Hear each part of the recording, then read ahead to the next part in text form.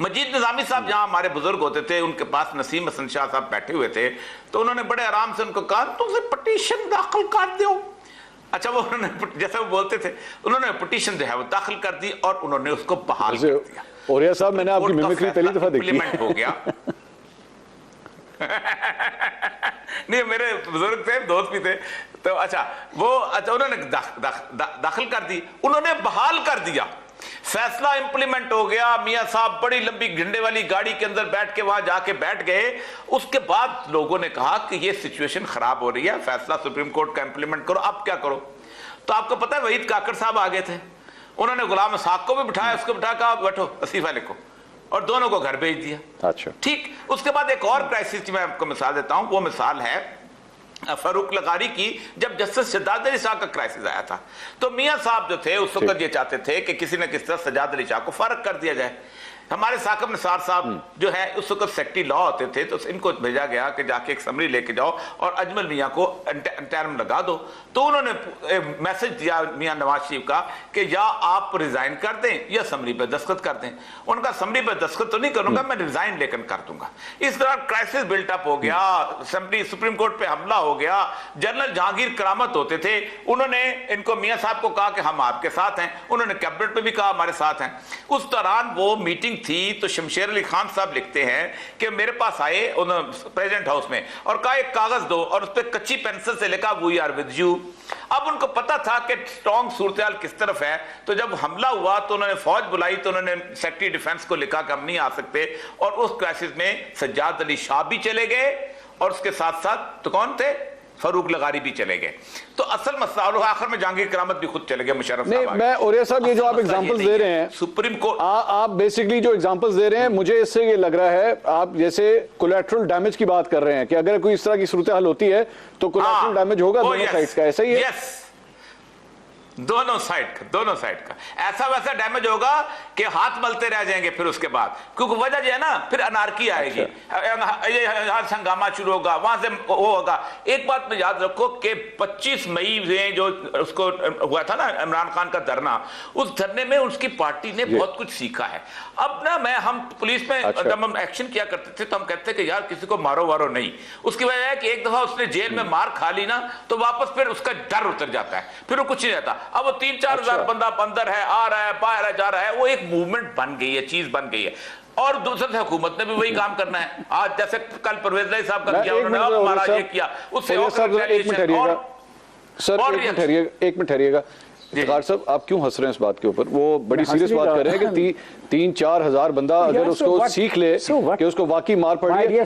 ये बच्चों के बारे में भी कहा जाता है कि बच्चों पे हाथ नहीं उठाना चाहिए क्योंकि बच्चा फिर पक्का हो जाता है। आप उसको समझा ही सकते हैं। ये फैसला किया है कि मुझे कन्विंस करना है कि पाकिस्तान के अंदर सबसे ज्यादा ताकत एक आदमी के पास है, तो मैं इस पे कन्विंस होने को तैयार नहीं। I believe in the election, I believe in the election, और मेरे नजदीक पॉपुलैरिटी को चेक करने का तरीका जब कभी भी इलेक्शन हुए वो होगा। आप दोनों नहीं करें, जो नहीं करवाए आप मुझे कराएंगे, इस साल में होंगे।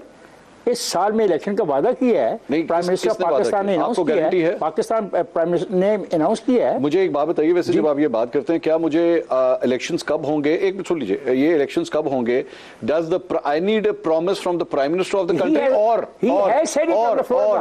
और do I need actually the rules what the constitution tells us election should be held? My dear sir, ये कॉन्स्टिट्यूशन की बात ना करना, क्योंकि अगर मैंने बोलना शुरू किया तो आपका वक्त नहीं होना।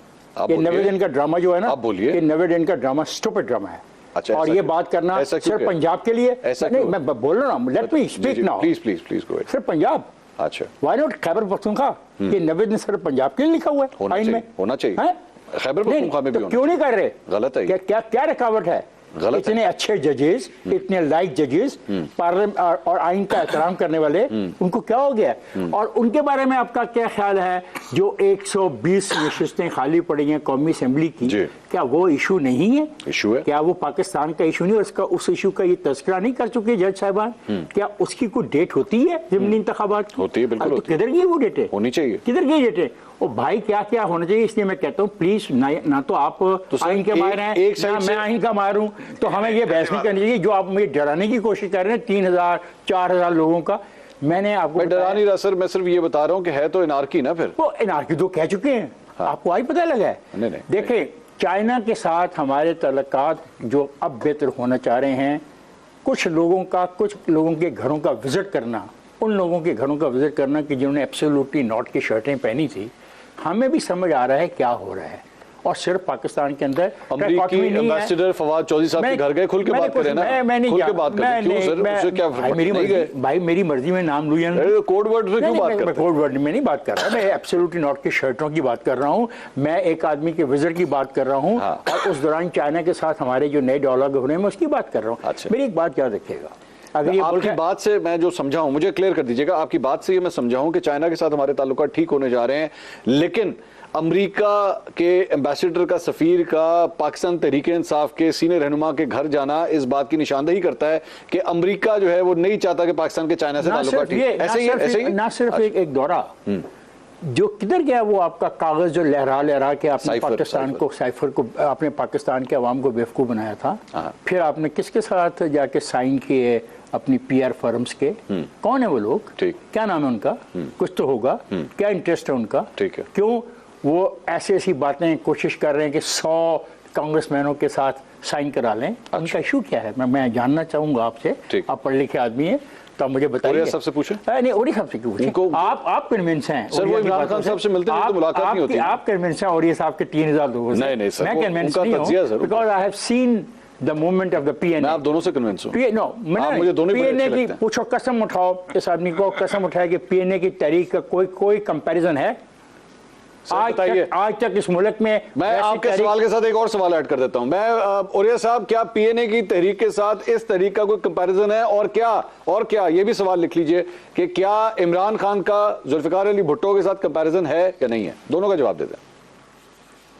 देखें, पहली बात यह कि एक तो इफ्तिखार साहब अगर तहम्मुल से बात कर सुने तो फिर मैं आराम से आपको फैक्ट से बात करता हूं।